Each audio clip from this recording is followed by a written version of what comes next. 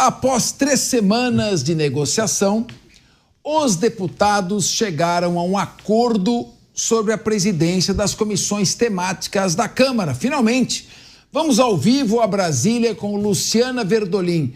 Luciana, como é que ficaram definidas, afinal de contas, as comissões? Boa tarde para você.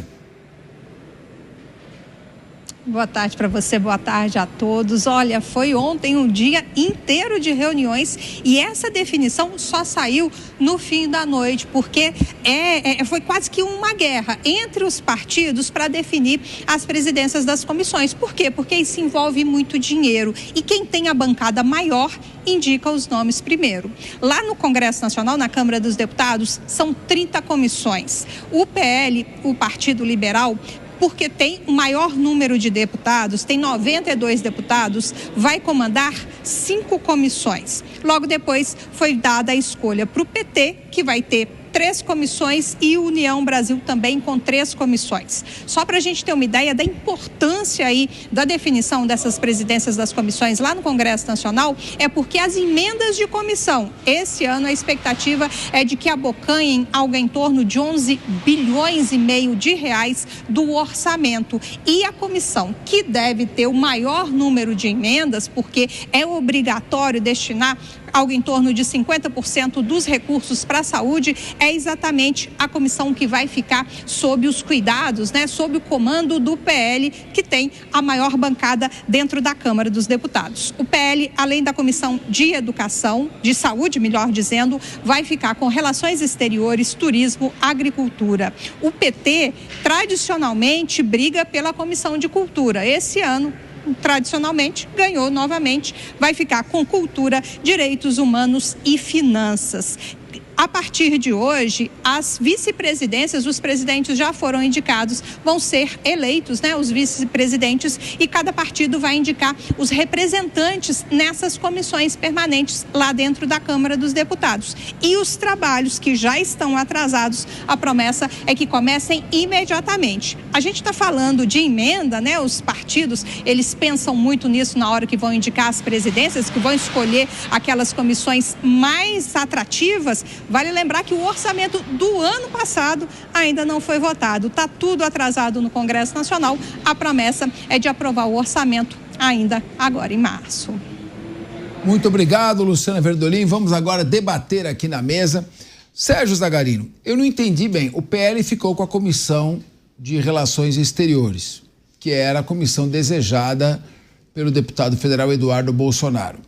Mas ele resolveu não voltar ao Brasil, em meio a um pedido feito por deputados do PT, muito democrático, para que cassassem o passaporte dele. Ao que você atribui isso quando ele poderia, tendo o PL, a possibilidade de indicar o seu mandato e não ter ido? Será que ele vai, ao pedir licença, ele entendeu que não conseguiria esta comissão? Deixa eu ouvir primeiro a Ana Beatriz Rich. Quero ver a sua opinião.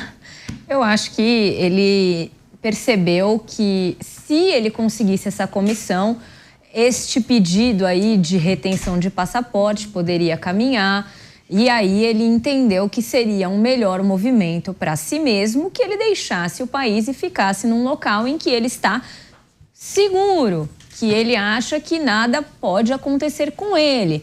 E aí tem todo o ajuste ali do partido também para acomodar interesses que não são só os deles. Não dá para saber se foi exatamente por isso e se ele ia conseguir essa comissão em primeiro plano. Eu particularmente acho que ele nem iria conseguir. Mas, de todo modo, acho que dadas as circunstâncias ali, ele sentiu que o movimento mais acautelatório por parte da sua própria liberdade, por assim dizer, seria ir para os Estados Unidos. Eu só faço aqui uma observação que eu acho isso um grande escárnio com a população que votou nele. Eu acho, assim, um escândalo que um deputado vá e saia e se licencie da forma que fez. Mas essa é só a minha opinião. Minha filha aqui não está perto de você, né? Bom, não está. Bom, vamos ouvir agora o Leandro Ferreira. Meu querido Leandro, o PT parece que não pegou comissões, pegou finanças de orçamento, que é uma comissão importante, né? Normalmente a justiça fica com os deputados que têm o maior número, o partido que tem o maior número de deputados. Depois, aí você vai finanças e orçamento com o segundo colocado e assim por diante. Como você vê essa distribuição das comissões e se isso tem alguma relevância, se isso realmente pode influenciar alguma coisa no governo? Capês, eu tendo a achar que foi muito importante pegar comissões como a de Direitos Humanos e Cultura. Eu não vejo uma menor importância em comissões como essa em relação a, por exemplo, Finanças, que o PT também vai presidir. Mas esse é um movimento natural, parte do funcionamento normal do parlamento. É assim no Congresso Nacional, é assim na Assembleia Legislativa, é assim nas câmaras municipais. Eu entendo que isso faz parte de um contexto em que as instituições estão funcionando, né? E me parece que esse funcionamento pode ter assustado alguns deputados que comporiam as comissões e preferiram não estar presentes aqui no país, caso isso pudesse ou não acontecer, né? Agora, esse funcionamento, como disseram aqui na reportagem, como disse a Ana Beatriz, está influenciado por interesses como, por exemplo, o das emendas parlamentares. E o meu entendimento sobre isso é que, conforme vem fazendo o próprio Supremo Tribunal Federal corretamente, né, é preciso pressionar o Congresso para segurar essas emendas parlamentares de terem um funcionamento escandaloso que choca todos os brasileiros, como tem sido nos últimos anos, né? Hoje mesmo nós temos uma notícia de tentativa de ressuscitar emendas que já eram para ser dadas como perdidas, né? Logo após um acordo com o Supremo para melhorar um pouco a execução de emendas, né? Então, eu espero que o parlamento ele se digne a ter um papel que é o esperado dele, né? E que cumpra com as determinações que precisa cumprir, inclusive aquelas do Supremo Tribunal Federal. Rodolfo Maris, eu peguei uma fala agora do Leandro Ferreira, indignado com o Congresso, ele está pedindo, exigindo tantas emendas parlamentares. Mas não é só o governo não pagar as emendas? Se o governo paga, ele está, de certa forma, concorrendo para isso, né? Exatamente. Como é que você vê que ficou a divisão das comissões? A Ana Beatriz foi dura com o deputado Eduardo Bolsonaro, e eu lembro uma vez, estavam dois colegas brigando lá na escola, e um deles esfregou pimenta no olho do outro, e o outro esfregando pimenta, falou, isso é colírio, vai, Eduardo, no seu olho, não está no meu. Mas eu queria ouvir você, meu querido Rodolfo Maris, com a sua avaliação sobre essa divisão das comissões e a crítica indignada e com razão do Leandro Ferreira, porque 53 bilhões de reais para um Congresso Nacional, quando a gente está precisando estabilizar o déficit fiscal, mostra duas coisas, que o Congresso está preocupado, cada deputado com si próprio, e o governo não controla o Congresso Nacional. Perfeita a sua colocação. O Congresso não faz aquilo para qual a gente estava esperando, né, Capês? Nasceu para um ideal e talvez não esteja cumprindo nesse momento a sua grande importância, o seu grande propósito. Mas falando dessa separação, das coisas que a gente está pautando aqui sobre essas comissões, direitos humanos tem a cara do PT hoje no Brasil. Eu acho que não teria uma outra pasta, um outro partido que iria deter essa pasta. Quando a gente pensa aqui em direitos humanos, a gente pensa de verdade num grupo de esquerda que é o PT comandando essa pasta. Porque quem é de direita não defende direitos humanos? Há sempre um embate de quem é de direita com os direitos humanos.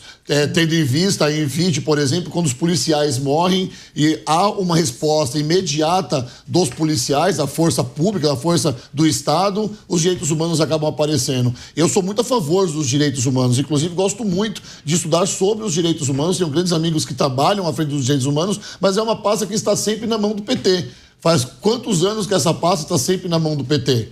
A gente é só fazer essa matemática, por isso que eu acho que é cultural. Eu diria pauta. Não, só uma coisa, no Senado, a presidência... Perfeito, vou colocar a pauta. A pauta está sempre na mão do PT. Muito obrigado, meu colega advogado, Zagarino. Mas só para adicionar, perdão, mas a Damares é a presidente no Senado, tá?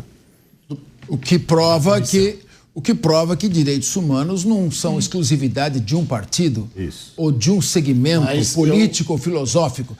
Quem defende direitos humanos, claro, é quem tem o sentimento de que é necessário tratar todos os humanos com dignidade. Se eu dei a entender ao contrário disso, eu peço desculpas, Capês, porque na verdade não foi isso que eu quis dizer. Mas é uma pauta que está sempre consignada com o pessoal da esquerda. E a cultura também, né? Nós tivemos aqui o filme que ganhou o Oscar da Fernanda Torres, e a Fernanda Torres liga para o presidente, ou seja, é uma pasta também que está sempre ali vinculada ao partido. E eu gosto muito das relações exteriores e principalmente da saúde, que detém o maior orçamento, são quase 5 bilhões para essa pasta, ou seja, a pasta que todo mundo deseja. Lembrando que houve uma mudança na pasta agora, né? Nós trouxemos um ex-ministro e colocamos de novo lá. Eu acho isso muito sensacional. Mas ainda assim, Capês, tem a União que ficou com umas pastas menores, tem o ministro a pasta da comunicação que também ficou na mão do PL, o ministro do turismo que ficou na mão do PL. E a gente precisa entender agora como é que vai ser daqui para frente. Muito bem. Sabe que tem uma coisa importante na presidência das comissões, né? As emendas de comissões, envio de dinheiro público a pretexto de emenda parlamentar, sem identificação do deputado responsável e fonte sempre de corrupção e suspeita.